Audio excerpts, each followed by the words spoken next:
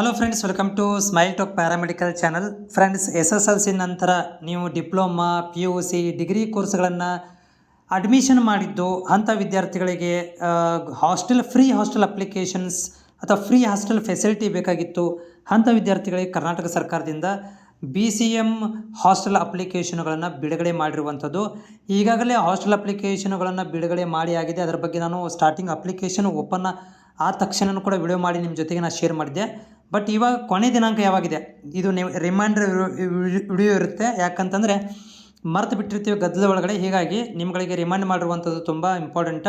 So post matrix hostel application ಅಂತಂದರೆ SSLC ನಂತರ ಬರುವಂಥ ಎಲ್ಲ ಕೋರ್ಸುಗಳಿಗೆ ಏನಪ್ಪ ಅಂದ್ರೆ ಪೋಸ್ಟ್ ಮ್ಯಾಟ್ರಿಕ್ ಹಾಸ್ಟೆಲ್ ಅಪ್ಲಿಕೇಶನ್ ಅಂತ ಕರಿತೀವಿ. ಇದರ ಅರ್ಜಿಗಳು ಆಲ್ರೆಡಿ ಓಪನ್ ಆಗಿದ್ದಾವೆ. ನೋಡಿ, ಯಾರಿಗಪ್ಪ ಅಂದ್ರೆ ಪೋಸ್ಟ್ ಮ್ಯಾಟ್ರಿಕ್ಸ್ 11th ಸ್ಟ್ಯಾಂಡರ್ಡಿಂದ PG ತನಕ, ಅಂದರೆ ಫಸ್ಟ್ ಇಯರ್ದಿಂದ ಹಿಡಿದು ಮಾಸ್ಟರ್ ಡಿಗ್ರಿ ತನಕ ನೀವು ಯಾರು ಓದಕ್ಕೆ ಕುಂತಿರಲ್ಲ ಅಂಥ ವಿದ್ಯಾರ್ಥಿಗಳಿಗೆ ಹಾಸ್ಟೆಲ್ ಅಪ್ಲಿಕೇಶನ್ ನಾವು ಓಪನ್ ಇದೆ.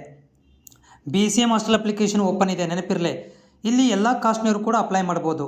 OBC ಕಾಸ್ಟ್ನವರು, SC ST ದವರು ಕೂಡ ಇಲ್ಲಿ ಅಪ್ಲೈ ಮಾಡ್ಬೋದು. ಇಲ್ಲಿ ಒಂದಷ್ಟು ರಿಸರ್ವೇಷನ್ಗಳನ್ನು ನಿಮಗೆ ತೆಗೆದಿಟ್ಟಿರ್ತಾರೆ.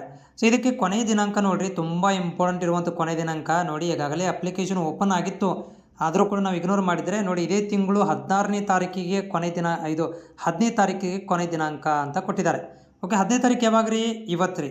ಸೊ ಇವತ್ತಿಗೆ ಕ್ಲೋಸ್ ಆಗುವಂಥದ್ದು, ಅಂದರೆ ನಾಳೆ ಬೆಳಗ್ಗೆ ಇದು ಕ್ಲೋಸ್ ಆಗ್ಬೋದು ಅಥವಾ ಇದು ಎಕ್ಸ್ಟೆಂಡ್ ಕೂಡ ಆಗ್ಬೋದು. ಯಾಕಂದರೆ ಇವತ್ತು 15ನೇ ತಾರೀಕು ರೀ, ಇನ್ನೂವರೆಗೆ ಕೂಡ ಇದು ಅಪ್ಲಿಕೇಶನ್ ಕ್ಲೋಸ್ ಆಗಿಲ್ಲ. ಬಿಕಾಸ್ ಆಫ್ ಈಗ ವಿಡಿಯೋ ಮಾಡ್ತಾ ಇದ್ದೀನಿ, ಈಗ 9:30 ಆಗಿದೆ. ಸೊ ಹೀಗಾಗಿ ಅಪ್ಲಿಕೇಶನ್ ಕ್ಲೋಸ್ ಆಗಿಲ್ಲ. ಮೇ ಬಿ ಇದು ರಾತ್ರಿ 12 ಗಂಟೆಗೆ ಇದು ಅಪ್ಲಿಕೇಶನ್ ಕ್ಲೋಸ್ ಆಗ್ಬೋದು, ಅಥವಾ ಇದು ಎಕ್ಸ್ಟೆಂಡ್ ಕೂಡ ಆಗುವಂಥ ಸಾಧ್ಯತೆಗಳಿದ್ದಾವೆ. ಪ್ರತಿ ವರ್ಷ ನಾವು ನೋಡಿದಾಗೆ ಎಕ್ಸ್ಟೆಂಡೆಡ್ ಆಗಿರುವಂಥ ಕಂಡೀಷನ್ಗಳು ಕೂಡ ನಾವು ನೋಡಿದ್ದೀವಿ. ಬಟ್ ಇದು 15ನೇ ತಾರೀಕು, ಇವತ್ತು ಇದು ರಾತ್ರಿ ಮಿಡ್ನೈಟ್ ಒಳಗಡೆ ಕ್ಲೋಸ್ ಆಗುತ್ತೆ.